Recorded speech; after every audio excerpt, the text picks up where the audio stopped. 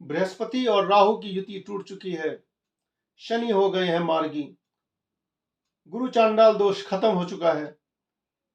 शनि अब आ गए हैं शुभ फल देने के लिए। नमस्कार साथियों, मैं किशोर नाजा आप सबका स्वागत करता हूं। और आज के इस वीडियो में मैं आप लोगों को बतलाने वाला हूं मेष लग्न और मेष राशि वालों के लिए मार्गी शनि, राहु, बृहस्पति क्या सब फल देने वाले हैं।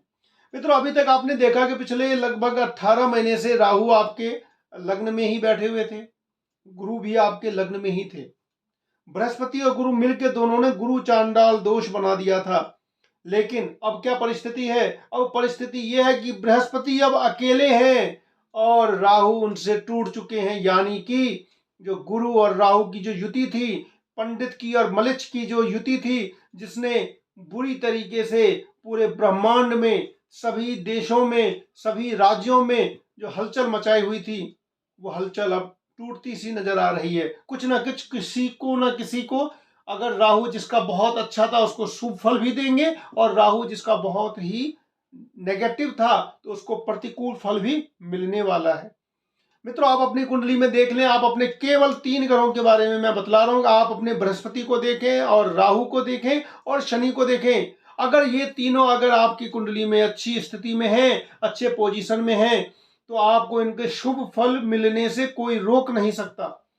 अब पहले बतला दें कि बृहस्पति और राहु की युति तो टूट चुकी है 30 अक्टूबर को, और उसका फल मिलने में समय लगता है। फल मिलने में थोड़ा सा समय तो लगेगा। अब पहले स्थिति ये थी कि बृहस्पति और राहु दोनों ने गुरु चांडाल योग बना करके आपकी बुद्धि को विभ्रम पैदा कर दिया था, बुद्धि आपकी विनष्ट कर दिया था। बुद्धि पे दृष्टि देकर के राहु ने स्थिति को खराब कर दिया था, सारे डिसीजन गलत दिलवा दिए थे, दाम्पत्य विग्रह करवा दिया था, दाम्पत्य में विघ्न करवा दिया था। लेकिन अब क्या परिस्थिति बन रही है?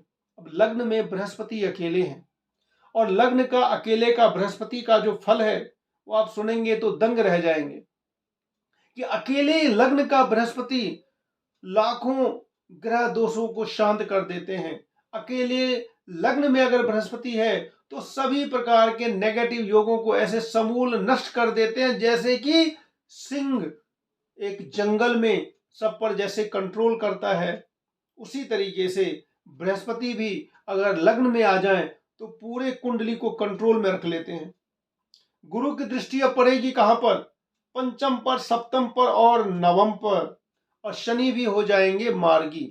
मार्गी शनि का फायदा यह है कि अब वो मार्गी शनि में सूर्य से उनकी दूरी ठीक हो जाती है, इल्यूजन होता है वो ठीक हो जाता है। और अगर आपकी कुंडली में शनि अच्छा है तो वो शुभ फल देना शुरू कर देते हैं। सबसे बड़ी बात यह है कि बृहस्पति सबसे ज्यादा शुभ फल देने वाले ग्रह हैं। धन के लिए, धर्म के लिए, जो धार्मिक जो होते हैं लोग, उनका बृहस्पति काफी अच्छा होता है। भाग्य जिसको कहते हैं, हर किसी का भाग्य का कारक ही बृहस्पति है, संतान का कारक ही बृहस्पति है। लड़कियों के अंदर विवाह के लिए जो कारक है वो बृहस्पति है, जीवन साथी का कारक ही बृहस्पति है। यानी कि इतने सारे चीजों के जो कारक थे, यानी कि इन सब चीजों का शुभ फल देने वाले बृहस्पति राहु के चंगुल में थे, और अब वो राहु के चंगुल से निकल चुके हैं। बृहस्पति वैसे भी शुभ फल है। कहा भी जाता है कि शुभ फल कभी ज्यादा नुकसान नहीं पहुंचाते हैं। वो नुकसान आपको पहुंचा सकते हैं, लेकिन जिस हिसाब से क्रूर ग्रह नुकसान पहुंचाते हैं, उतना नुकसान कभी भी कोई शुभ ग्रह नहीं पहुंचाता। और दूसरी बात, सबसे बड़ी बात यह है कि गुरु जो है वो गुरु है, आचार्य है, हमारा शिक्षक है, हमारा गुरु है। और गुरु के मन में हमेशा सात्विकता रहती है। कहा भी जाता है ना, कुपुत्रो जायेत क्वचिदपि कुमाता न भवति। तो जिस तरीके से माता के लिए ये शब्द प्रयोग किया जाता है, ठीक उसी तरीके से गुरु के लिए भी है कि गुरु कभी भी अहित नहीं करते हैं। तो गुरु अब आपके बलवान होने जा रहे हैं। आप अपनी कुंडली में देखें, अगर आपकी कुंडली में बृहस्पति 9 नंबर या 12 नंबर में है और कम से कम 10 अंश से 20 अंश के बीच में है, तो हर हाल में आपको बहुत सारा शुभ फल मिलेगा।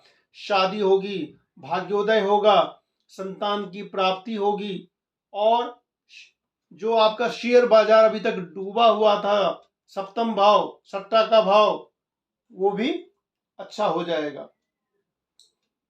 हाँ, दिक्कत कहां पर है वो भी आप समझ लें कि राहु अब आपके द्वादश भाव में चले गए हैं, और राहु का द्वादश भाव में जाना अच्छा नहीं होता है, यानी कि वो आपको कोशिश करेगा आलसी बनाने का, आपको कोशिश करेगा कि मेहनत आप कम से कम करें ताकि आपको बृहस्पति शुभ फल ना दे सकें। लेकिन ज्योतिष का काम यही है आगे का रास्ता दिखाना, और रास्ता देख लेने के बाद आपको अपनी उस हिसाब से चाल बना लेनी है। तो मित्रों, राहु का जो समस्या है द्वादश भाव में है, व्यय करवाने का काम करता है, आलस देता है, आपके अंदर में नेगेटिव एनर्जी भरेगा ताकि आप किसी से लड़ाई झगड़ा भी करें, ताकि आपको कोर्ट कचहरी पुलिस का चक्कर वो लगवा सके। तो अगर आप पहले ही जान गए कि मुझे इन सब चीजों से तो भाई बच के रहना है, तो आप बच के रह भी सकते हैं। और साथ ही साथ अगर आपने राहु का मंत्र जाप किया, राहु का मंत्र जाप किया, छोटा सा मंत्र है, कोई भी कर सकता है, तांत्रिक मंत्र है, कोई भी कर सकता है, ओम रांग राहवे नमः, इसको आप जाप करते रहें, और किसी भी प्रकार का जो राहु का नेगेटिव फल है आएगा जरूर, लेकिन वो काफी कम हो जाएगा। और साथ ही साथ आपका जो लग्नेश है वो मंगल है, और मंगल के लिए आपको हनुमान जी का विशेष आराधना करना चाहिए। आसन पर बैठ के धूप दीप जला करके प्रसाद रख के आप रोजाना 3 बार हनुमान चालीसा का पाठ करें, और हनुमान जी को अपनी जो आपकी व्यथा है, जो आपकी समस्या है, जो आपकी एम्बिशन है, वो उनको बोलें। निश्चित रूप से 15 से 20 दिन के अंदर आपका इफेक्ट आना ऐसा शुरू हो जाएगा कि आपको लगेगा कि अद्भुत फल मिल रहा है।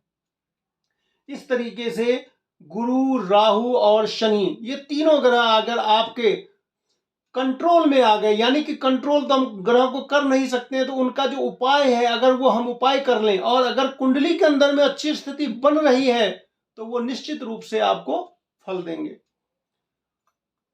और आप अपनी सारी हारी हुई बाजी भी जीत सकते हैं। केवल आपको थोड़ा सा उपाय, थोड़ी सी अपनी कुंडली पे नजर, और दशा अंतर दशा किसकी चल रही है उसके हिसाब से पूजा पाठ, और थोड़ा सा कुछ कुछ जो उपाय होता है ज्योतिष का वो आप करते रहें। निश्चित रूप से आपको हर तरफ सफलता मिलेगी। मिलते हैं नेक्स्ट वीडियो में। लाइक शेयर सब्सक्राइब जरूर करें।